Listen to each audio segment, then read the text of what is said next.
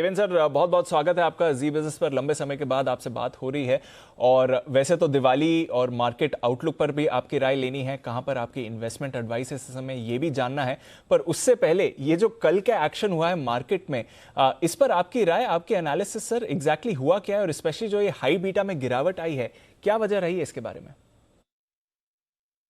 So good morning. Thank you for having me on the show. जो हिसाब से market के अंदर एक तरीका का दौर बना है मार्केट में स्टॉक प्राइस बढ़ने का, उसके अंदर स्वाभाविक है कि कभी भी कोई बड़े इन्वेस्टर की पोजीशन ऑफलोड होती है या आई थिंक प्रॉफिट बुकिंग होता है, तो उस समय पे एक बार डेफिनेटली मार्केट में गिरावट आ सकती है और वो गिरावट भी छोटी नहीं आएगी, क्योंकि जो हिसाब से राइज आ रहा है वो हिसाब से गिरावट भी लंबी आएगी। तो definitely I think that explains that part of the question. But more importantly कोई भी चेंजेस आते हैं, जैसे एफएनओ बैंड का एक मूव आया आईआरसीटीसी के अंदर, तो वहां पे भी आई थिंक एक अवसर बनता है कि जिसके पास पोजीशन है उनको एक बार कंपलसरी ऑफलोड करना पड़ता है। तो ये एक unnatural way of I think market का मूवमेंट चलता रहता है। मैं नहीं मानता हूँ कि फंडामेंटली कोई कारण ये स्टॉक के अंदर अगेंस्ट है। ऑन द कंट्री में मानता हूँ कि जो हिसाब से उनके बिजनेस मॉडल स्ट्रक्चर हुए हैं और आगे जाने की एक अच्छी संभावना बनी है, उसके अंदर I think this companies would definitely have better time.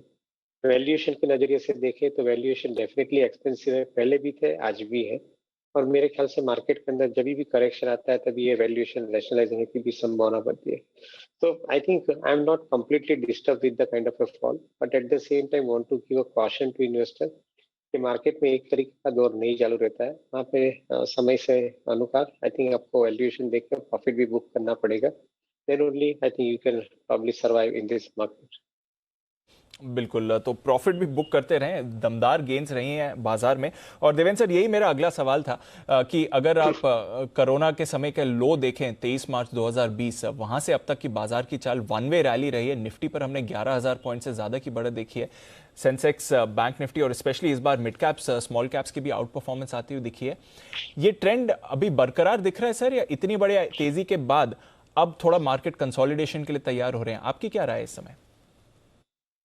सो गए साल में जो कोरोना के बाद ग्लोबल बैंकर्स ने स्टिमुलस का पैकेज रखा था, उसके अंदर करीबन 12-13 ट्रिलियन डॉलर का लिक्विडिटी सिस्टम के अंदर इन्फ्यूज हुआ है। और उसके सामने लेवरेज देखें, ग्लोबल मार्केट में लेवरेज एक नॉर्मल बिजनेस है। आई थिंक करीबन equal amount of leverage if you count it, तो करीबन 24-25 ट्रिलियन डॉलर का ग्लोबल लिक्विडिटी इकोनॉमी के अंदर है। Now if with this kind of liquidity is around, तो funds definitely different different economies के अंदर आने शुरू हो जाएंगे, और वही बना लास्ट ईयर और आज की तारीख के अंदर।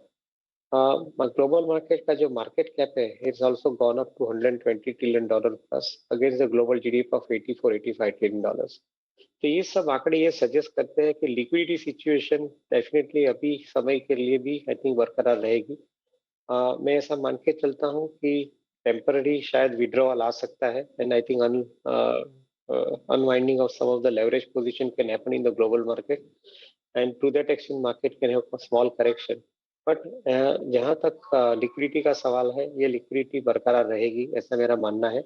मे be the rally will probably get rationalize. जो ग्लोबल मार्केट और इंडियन मार्केट के अंदर एक रैली अच्छी तरह से बनी थी, वो शायद थोड़ी बहुत रैशनलाइज हो सकती है, जो आई थिंक मार्केट के लिए अच्छा भी कारण है, क्योंकि rationalization in this kind of a rally will also give an opportunity to buy at lower levels for the investors. तो लंबे अरसे के इन्वेस्टर के लिए समय अच्छा रहेगा।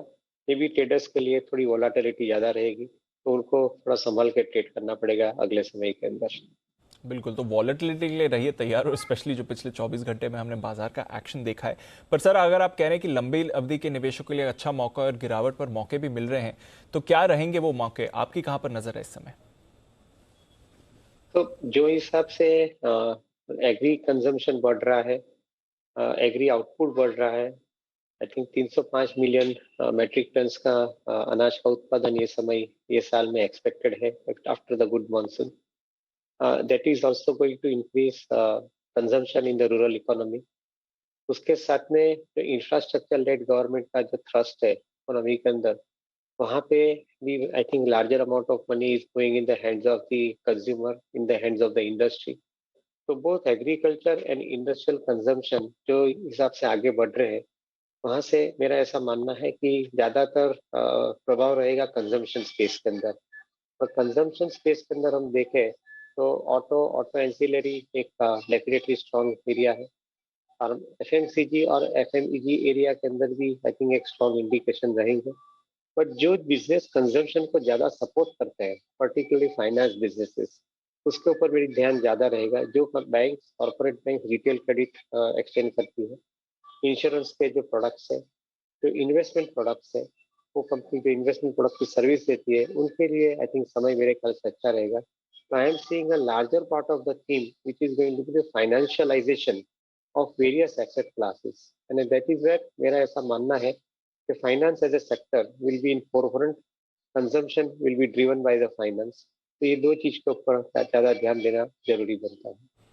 ओके, तो फाइनेंस और कंजम्पशन ये दो रिलेटेड थीम है और फिर इससे काफ़ी सारे ऑप्शंस आपके सामने बाजार में निकल कर आते हैं जहां पर आप निवेश कर सकते हैं। सर, एक सवाल नतीजों पर भी बनता है क्योंकि पिछले 3-4 क्वार्टर से तो अच्छे नतीजों का ट्रेंड बना है बॉटम आउट होने के बाद। क्या अभी भी ये नतीजों का ट्रेंड बना रहेगा या फिर आगे थोड़ी चिंता बन सकती है? ये परफॉर्मेंस क्या बरकरार रहेगी, क्या लगता है आपको? तो हाँ, फॉर्चुनेटली अभी तक के जो सितंबर तक के जो परिणाम है, उसके अंदर ज्यादातर रॉ मटेरियल की कॉस्ट का प्रभाव नहीं आया है, because I think most of the companies have ended up meeting their raw material and they were having pipeline of raw material. But commodity के दाम बढ़ने के साथ में, एनर्जी के दाम बढ़ने के साथ में, जो second half of the financial year है, उसके अंदर रॉ मटेरियल के दाम डेफिनेटली बढ़ के आएंगे, and that will hurt the profit margin of some of the companies, including the companies which are using commodities extensively. तो उनके लिए एक चैलेंजिंग समय रहेगा, क्योंकि कंज्यूमर के ऊपर पूरे का पूरा कॉस्ट प्रेशर पास ऑन नहीं होता है। तो to that extent I think there is going to be a challenge for them to maintain the profit margin.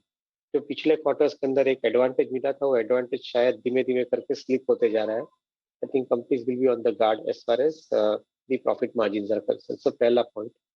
दूसरा पॉइंट ये रहेगा कि डिमांड सिचुएशन बरकरार रहेगी। Demand I think will be remaining very very strong, क्योंकि disposable income in the hands of individual and in the corporate sector also is I think increasing.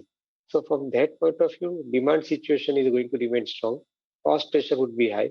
ये दोनों चीज को ध्यान में रखना है। तो जो कंपनी ये दोनों चीज को बैलेंस कर पाती है, उनके लिए समय थोड़ा अच्छा रहेगा। Otherwise I think I would think that second half of the financial year के अंदर थोड़ा बहुत कौशल रखना जरूरी बनता है। आई एम नॉट सजेस्टिंग कि there will be a complete slow down in the demand, but in some pockets you will find some moderation in demand happening because of the high cost.